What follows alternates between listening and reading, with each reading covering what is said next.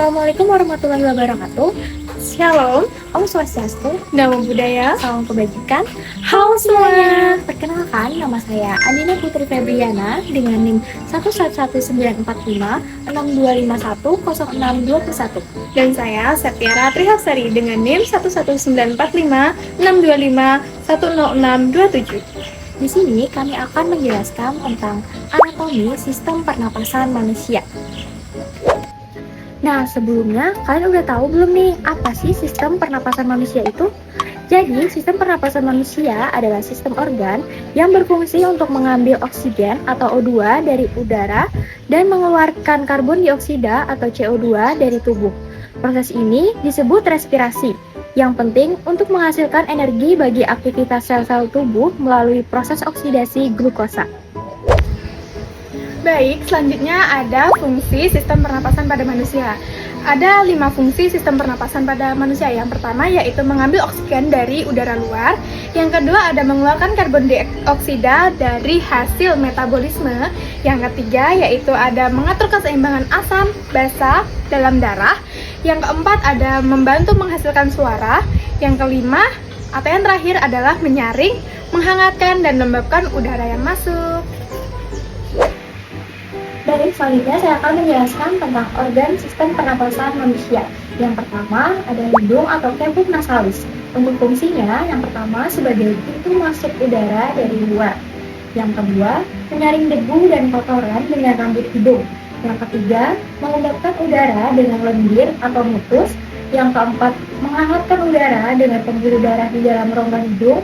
Dan yang terakhir, mendeteksi bau melalui saraf olfaktori. Dan untuk struktur pentingnya, yang pertama ada rambut hidung atau viridisae. Gunanya adalah untuk menyaring partikel besar. Yang kedua, selaput lendir yang berfungsi untuk melembabkan dan menangkap kotoran. Dan yang terakhir ada konka atau lipatan tulang di dalam hidung yang menambah luas permukaan untuk menghangatkan udara. Nah, yang kedua ada faring atau tenggorokan. Fungsi dari faring sendiri ada 3, yaitu saluran penghubung antar rongga, hidung dan laring. Yang kedua, menyalurkan udara dari hidung atau mulut menuju laring. Yang ketiga dan terakhir adalah juga berfungsi sebagai jalur makanan menuju kerongkongan. Lalu, faring juga dibagi menjadi 3 bagian. Yang pertama nasofaring atau bagian atas, yang kedua orofaring bagian tengah, dan yang ketiga laringofaring bagian bawah. Pada bagian ini terdapat katup yang bernama epiglotis yang menutup saluran napas saat menelan makanan agar tidak tersedak. Nah, yang ketiga ada laring atau patak suara. Untuk fungsinya, yang pertama sebagai tempat pita suara yang menghasilkan bunyi. Yang kedua, mengatur arah udara ke trakea dan mencegah makanan masuk. Yang ketiga, mengatur tekanan udara saat berbicara dan menelan. Untuk struktur pentingnya, ada pita suara atau vocal cord, getarnya menghasilkan suara. Yang kedua, epiglotis, katup pelindung saat menelan makanan. Dan yang terakhir, rangka tulang rawan, membentuk struktur keras namun lentur. Nah, yang keempat ada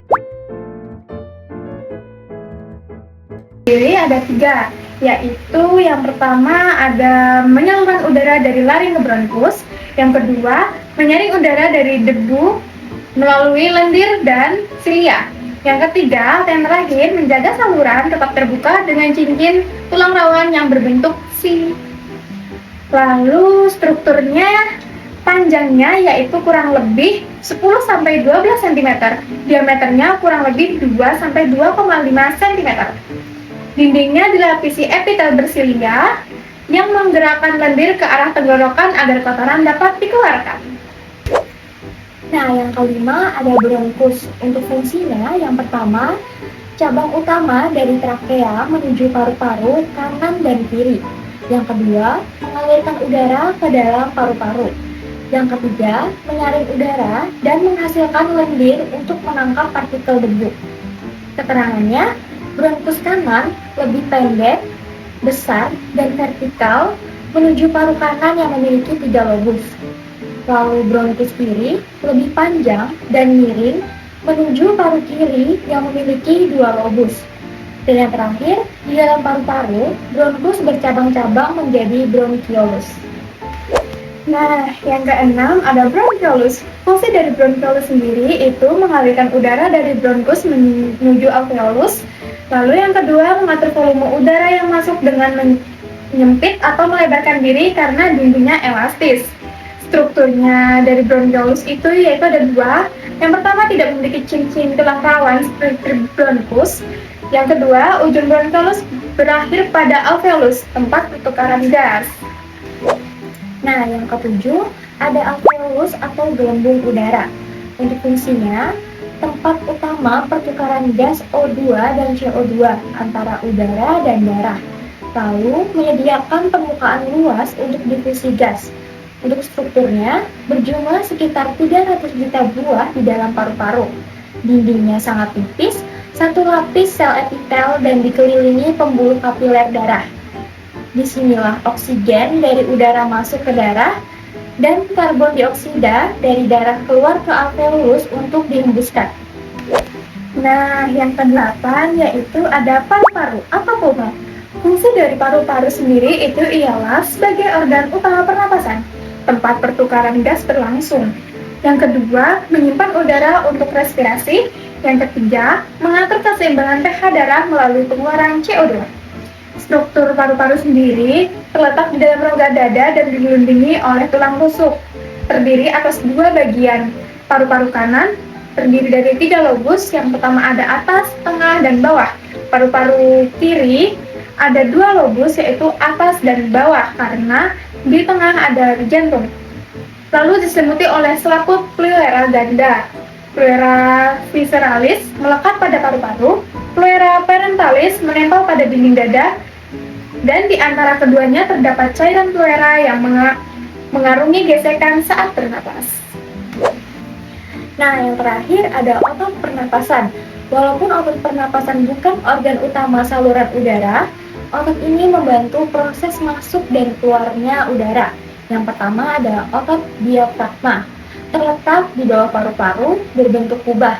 Saat kontraksi, mendatar, udara masuk atau yang disebut inspirasi. Saat relaksasi, melengkung ke atas, udara keluar atau yang disebut ekspirasi. Yang kedua ada otot interkostal, otot antar tulang rusuk. Mengangkat atau menurunkan tulang rusuk saat bernapas, lalu membantu memperbesar dan memperkecil rongga dada. Baik, selanjutnya kami akan menjelaskan proses masuk dan keluarnya udara. Nah, yang pertama, udara masuk lewat rongga hidung, atau jika hidung tersumbat bisa masuk dari rongga mulut. Lalu setelah itu menuju ke faring, merupakan persimpangan antara saluran udara dan saluran makanan. Udara dari hidung atau mulut akan diteruskan ke laring. Nah, dari laring ada tempat pita suara berada. Udara melewati laring menuju ke trakea. Trakea berbentuk pipa panjang yang diperkuat cincin tulang rawan agar tidak kolaps, mengalirkan udara ke dua cabang besar yang disebut bronkus. Trakea bercabang dua, bronkus kanan menuju paru kanan, bronkus kiri menuju paru kiri. Masing-masing bronkus masuk ke paru-paru dan bercabang lagi menjadi saluran yang lebih kecil atau bronkiolus.